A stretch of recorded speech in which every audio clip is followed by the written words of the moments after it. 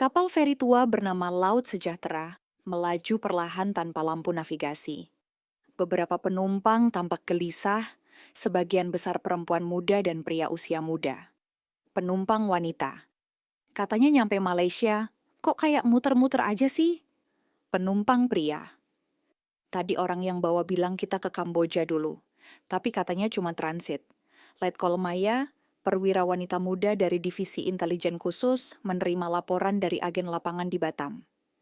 Agen lapangan, Bu, kami temukan pola yang aneh.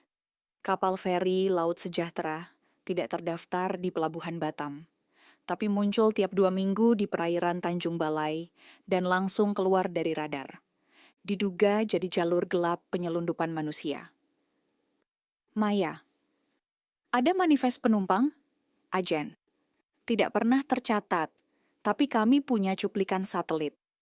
Mengirim gambar. Maya, kirim tim pengintaian. Saya akan ke sana besok. Kita lihat siapa yang berani main-main di laut kita. Letkol Maya tiba menyamar sebagai pengusaha jasa kargo. Ia ditemani oleh 2 agen, Sersan Dion dan agen Vina. Dion kapal itu biasa berangkat malam. Tapi yang aneh, tak pernah merapat di dermaga utama. Selalu lewat jalur nelayan. Maya, kita tumpangi malam ini. Kalian siapkan kamera kecil, alat pelacak, dan pastikan tak ada yang tahu kita intel. Letkol Maya dan tim menyelinap naik ke Laut Sejahtera, berpura-pura sebagai penumpang gelap. Di atas kapal, suasana mencekam. Tidak ada tiket, tidak ada petugas resmi. Hanya pria bertato memeriksa satu-satu penumpang. Preman kapal, jangan banyak tanya. Duduk diam, kapal berangkat jam 11. Maya, ini bukan kapal penumpang biasa. Ini truk manusia. Saat kapal berlayar menjauh dari daratan, Maya mencium bau aneh. Saat membuka palka bagian bawah, ia menemukan belasan penumpang dalam ruang sempit tanpa ventilasi. Wanita dalam palka. Kami dijanjikan kerja, tapi mereka bilang kami dikirim ke tempat pabrik khusus di Kamboja, Maya. Ini Maya. Kapal terkonfirmasi sebagai pengangkut ilegal. Siapkan penyergapan di titik koordinat Delta 7. Jangan tunggu fajar. Kapal yang tak pernah terdaftar. Janji kerja yang berujung pada neraka. Dan di balik layar, jaringan yang jauh lebih besar dari yang terlihat Laut Sejahtera bukan sekadar kapal. Ia adalah gerbang menuju jaringan perbudakan modern. Kapal melaju perlahan di tengah laut lepas. Langit mendung, ombak mulai meninggi. Letkol Maya berada di dek atas, menyalakan alat pelacak GPS sembari diam-diam menyalin data komunikasi kapal ke dalam ponselnya. Sersan Dion, koordinat sudah dikunci. Tim pasukan katak bergerak dari arah barat. Ajen Vina. Waktu kita tinggal 15 menit. Tapi awak kapal mulai curiga, Bu. Kita harus siap skenario darurat, Maya. Begitu tim kita siap, nyalakan sinyal hijau di tiang belakang. Aku akan jaga dek atas. Kapten kapal. Kenapa sinyal GPS mendadak error? Ada alat pelacak di sini. Preman 1. Jangan-jangan ada yang menyusup. Suruh anak buah periksa seluruh penumpang. Preman 2. Kalau perlu, jeburkan satu-satu ke laut. Preman mulai menggeledah penumpang satu persatu. Seorang gadis muda ketakutan, menangis. Seorang ibu mencoba menenangkan anaknya. Ajen Vina. Kalau mereka temukan alat kita, bisa jadi sandera semua. Maya tahan. Tim AL sudah dekat. Begitu sinyal menyala, kita sergap. Pukul 2.30. Sinyal hijau menyala di tiang kapal. Tiba-tiba, dari arah gelap laut, 4 perahu cepat dengan lampu strobo muncul serentak. Pasukan katak ini TNI Angkatan Laut. Semua tengkurap, jangan melawan. Letkol Maya langsung menodongkan pistol ke arah kapten dan berteriak. Maya atas nama negara. Kapal ini kami sita. Semua diam, preman sempat melawan. Tapi peluru peringatan dari tim penyerbu membuat mereka panik dan menyerah. Setelah semua penumpang dievakuasi ke kapal AL, penyisiran kapal dimulai. Di palka tersembunyi, ditemukan koper berisi paspor palsu, uang tunai dalam jumlah besar, dan peta jalur penyelundupan menuju wilayah pedalaman Kamboja. Letkol Maya membuka file dalam satu flash disk yang ditemukan di kabin kapten. Ternyata berisi video rekaman penjualan tenaga kerja paksa, daftar nama penumpang yang hilang setelah dikirim, dan satu folder dengan judul Proteksi Dalam Negeri. Ajen Vina, Bu, ini daftar nama beberapa di antaranya pejabat pelabuhan dan satu anggota DPR. Maya. Kita sedang berhadapan dengan jaringan yang jauh lebih dalam dari yang kita pikir. Satu kapal hanyalah puncak dari gunung es. Di bawahnya, sistem kotor yang meraup untung dari penderitaan manusia. Tapi sekarang, permainan berubah. Kapal laut sejahtera telah disita. Tapi perang sebenarnya baru dimulai. Letkol Maya dan Agen Vina duduk di balik kaca satu arah. Di ruangan lain, kapten kapal laut sejahtera duduk diinterogasi, tangan diborgol, wajahnya kaku. Kapten, saya cuma jalankan perintah. Saya dikasih izin dari atas, dari orang dalam, Agen Vina. Lagi-lagi orang dalam. Siapa sebenarnya yang lindungi semua ini? Maya, itu yang akan kita ungkap. Kita mulai dari daftar nama yang ada di flash disk. Letkol Maya dan Vina menuju Jakarta. Mereka menyamar sebagai staf dari Kementerian Sosial dan mendatangi alamat-alamat dari pekerja migran yang terdaftar. Beberapa alamat ternyata fiktif. Ada satu rumah kontrakan yang penghuninya hilang sejak 2 bulan lalu. Di sebuah rumah di Bekasi, ibu tua mengaku anaknya pergi kerja ke luar negeri secara legal, tapi tak pernah menghubungi lagi. Ibu Dian saya cuma pengen dia bisa kerja halal, Bu. Katanya lewat agen resmi diurus sama orang DPR Maya, memperhatikan. Nama agen resminya siapa, Bu? Ibu Dian Pak R dari Komisi 11, katanya Maya dan Vina menyusup ke gedung DPR menggunakan identitas staf ahli. Mereka menyelidiki anggota Komisi 9 berinisial R. Di ruangannya mereka temukan surat izin operasional PT Tenaga Kerja Luar Negeri, yang ternyata fiktif. Foto-foto Pak R bersama tokoh perusahaan kapal surat rekomendasi dengan tanda tangan palsu dari Badan Perlindungan Pekerja Migran Indonesia (AJEN).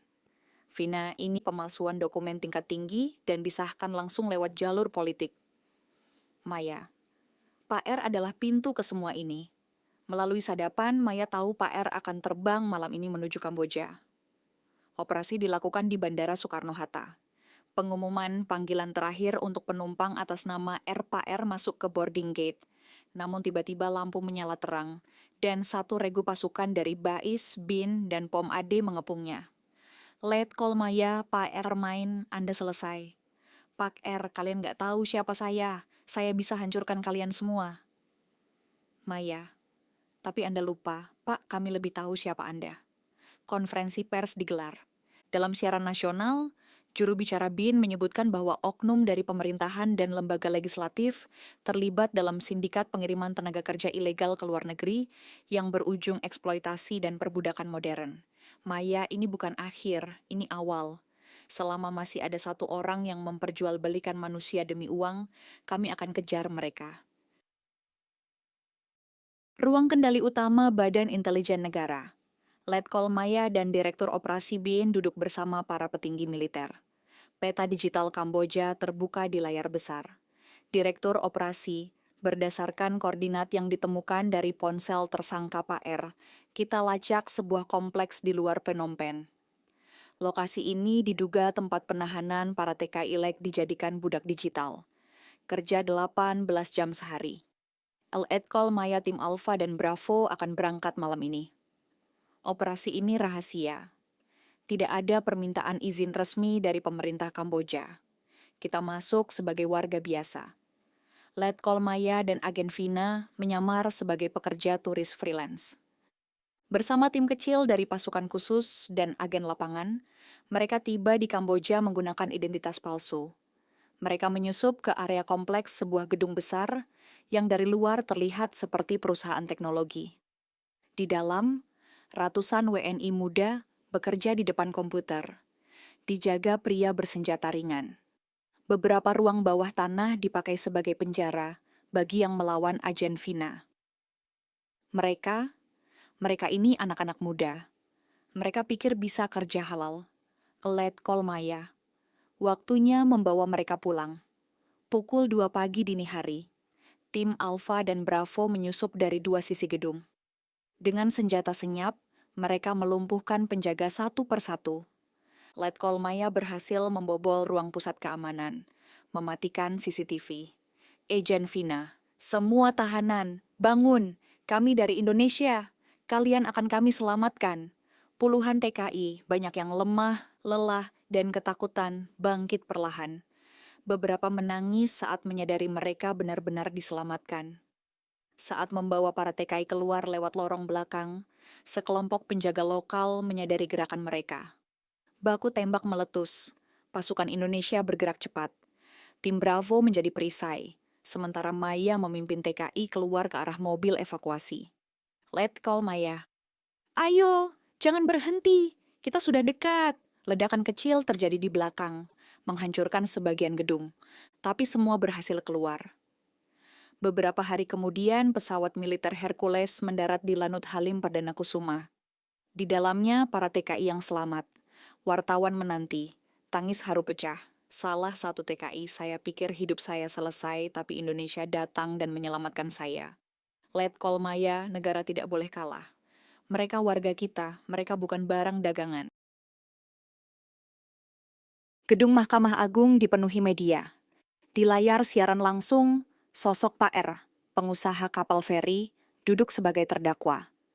Jaksa membacakan tuntutan. Jaksa penuntut. Terdakwa terbukti memfasilitasi pengiriman WNI secara ilegal ke Kamboja untuk dijadikan korban perbudakan digital. Dengan ini, kami menuntut hukuman maksimal. Di belakang, keluarga para TKI yang telah diselamatkan menangis haru. Hakim mengetukkan palu. Vonis dijatuhkan. 20 tahun penjara. Publik bersorak. Presiden Republik Indonesia muncul di podium, dikelilingi oleh Letkol Maya, Menaker, dan perwakilan dari TNI dan BIN. Presiden, mulai hari ini kami membentuk Satuan Khusus Perlindungan TKI. Tidak akan ada lagi warga Indonesia dijadikan budak di negeri orang tanpa perlindungan. Letkol Maya ini baru awal. Masih banyak yang harus dibongkar. Pelabuhan tempat kapal feri disita, kini dijaga ketat. Calo-calo ilegal dibekuk. Para agen TKI disaring dan diawasi.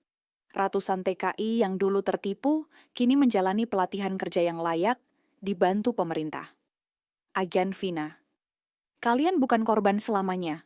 Kalian adalah harapan keluarga dan bangsa ini. Letkol Maya menatap lautan dari dermaga. Di belakangnya, seorang perwira muda datang membawa berkas baru. Perwira, ada jalur baru, Bu, lewat Laut Cina Selatan. Kita butuh penyelidikan.